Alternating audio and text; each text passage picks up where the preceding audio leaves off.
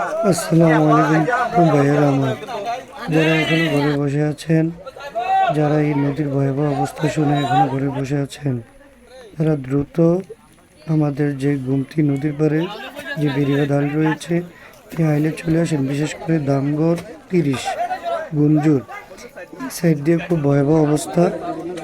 বেড়িবাঁধ যে কোনো সময় ভেঙে যেতে পারে। যদি ভাঙে একবার, তাহলে আমাদের কুমিল্লা ভয়াবহ বন্যা অবস্থা কেমন হবে এটা ভালো করে জানেন। তো তবে এখন যারা বসে আছেন, অবশ্যই আসার সময় একটি প্লাস্টিকের থালা বা পাটের বস্তা, প্লাস্টিকের রশি এগুলো নিয়ে আসবেন। এইগুলো নিয়ে আসলে অবশ্যই যারা এখনও দিন রাত পরিশ্রম করে কাজ করতেছে নদীর আশেপাশে যাদের বাড়িঘর, তারা অবশ্যই না ঘুমিয়ে দিন রাত ধরে কাজ করতেছে, তাদেরকে একটু সহযোগিতা করুন। প্লাস্টিকের থালা, প্লাস্টিকের বস্তা, পাটের থালা, প্লাস্টিকের রশি দিয়ে একটু